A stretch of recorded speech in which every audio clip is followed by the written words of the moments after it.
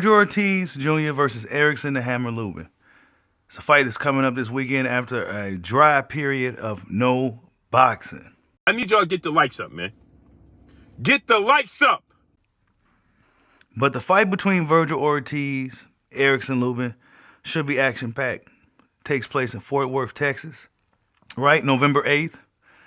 The Zone Golden Boy feature card, right? Erickson the Hammer Lubin, I think, has been getting overlooked going into this fight, right? Everybody already been talking about the potential fight between Vergil Ortiz and Jaron Ennis, right? Of course, that's a fight that we've been talking about for quite a while. But the fight card itself, kind of lackluster, right? We got a guy, Samuel Torres versus Ricardo Elizalde, Javier Meza, Joshua Barones Garcia, Figo Ramirez Gonzalez versus Ozel Rangel Ardiles, Joshua Edwards versus Zeno Voris, Eric Priest versus Eskinder Correa, Amari Jones versus Shader Gamor, Robin Sharir Shafar versus Derek Miller Jr., Darius Fulgham versus David Stevenson, which is the co-main, a 10-round super middleweight fight. And then, of course, the main event, Vergil Ortiz versus Erickson the Hammer Lubin. Now, every guy that I named prior to Vergil Ortiz and Erickson,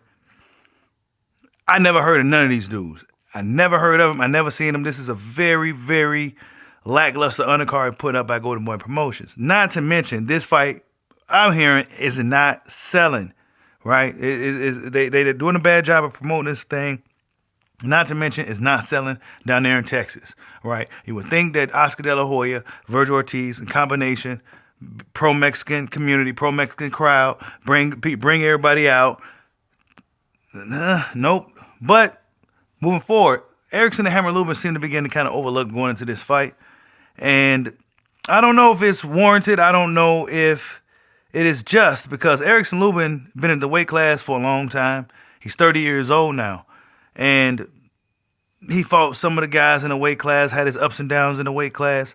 I say he's battle tested in that weight class. He has the longer reach than Vergil Ortiz, right? 4.5-inch reach advantage, 1-inch height advantage, 3-year age disadvantage, right? Vergil Ortiz is 27 years old. Vergil Ortiz is 23-0 with 21 knockouts. So Vergil Ortiz has been knocking out everybody, except for guys like Boachuk and his couple of fights where he ain't looked too great. But for the most part, Vergil Ortiz gets guys up out of there. Erickson the Hammer Lubin, 27-2-0. One of his losses came to Sebastian Fundora, right, in an action-packed fight. I don't think that. Looking at both guys' last 5 opponents, right? Michael McKinnison for Vergil Ortiz, Frederick Lawson, Thomas Delorme, Sergey Boachuk, which was kind of controversial in my opinion. He got a majority decision. And then, of course, Idra Mijamov. And then for Erickson the Hammer Lubin, his last fights has been Jason Rosario, former champion of the division, a loss to Sebastian Fundora, the current champion of the division, the tough veteran Luis Aries, Jesus Ramos in a fight that I felt that Jesus kind of actually won that fight, but they gave a decision to Erickson Lubin. Maybe I got to go watch it again. And then, of course, his most recent fight was against Ardell Holmes Jr., which he won by TKO.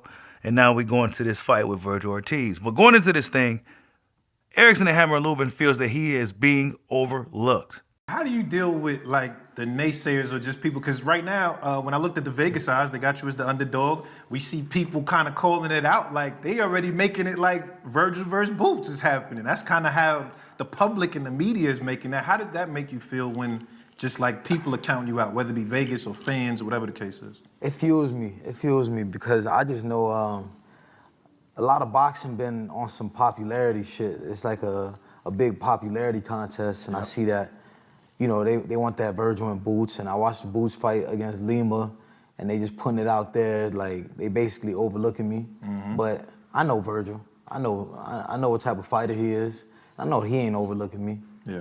You know, I can see it in his eyes when we did the stare down the other day in Dallas, and you know, this is a fight where 2 fighters were highly skilled fighters, and we don't got to do too much talking. It's like the hands gonna do the talking. We gotta be up here popping shit. We gotta be naysaying and name calling, none of that. We're gonna fight and give the fans what they want. Yeah, for sure. And after hearing what he had to say and salute the Nate from Cigar Talk, I would agree. One thing I've been saying prior to this week of this fight, I've been saying that Erickson Lubin has proven, man, we must not overlook the hammer, right? We've seen Vergil Ortiz kind of struggle to a degree with some of these guys at 154 pounds, most notably Sergey Boychuk.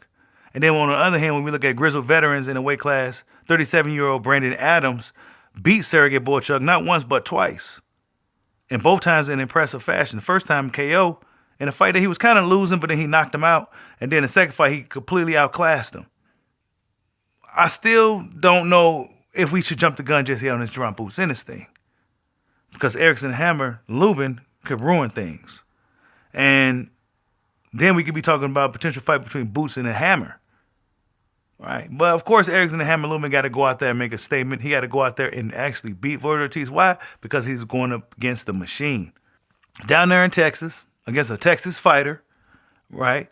A Latino promotions, Golden Boy Promotions. I mean, he got to go out there and knock Vergil Ortiz out. It's a close competitive fight. You best believe it's going Vergil Ortiz's way. You best believe it. But Erickson the Hammer Lubin got to go up in there and make a statement. And I believe he can do so, right? He's been at the weight class for a long time. He's one of the main guys at that weight class. Vergil Ortiz is somewhat of a newcomer in this weight class.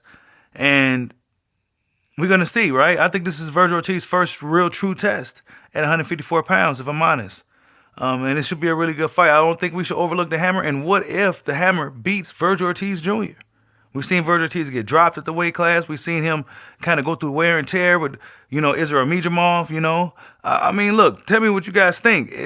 Are we overlooking the Hammer?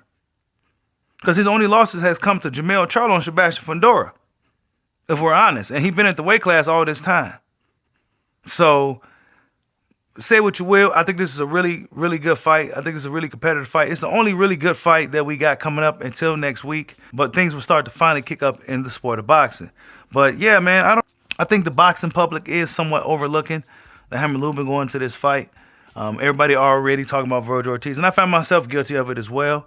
But in reality, I do know in the back of my mind that a guy like Erickson the Hammer Lubin should not be overlooked, especially when we see a guy like Vergil Ortiz whose style, I think, really matches up very well with Erickson the Hammer Lubin. I think that's an interesting fight. I think that's a fight that Erickson the Hammer Lubin could very well win and dominate. But tell me what you guys think.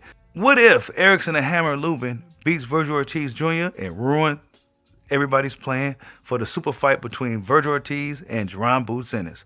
Like, subscribe, holla at your boy. Peace out.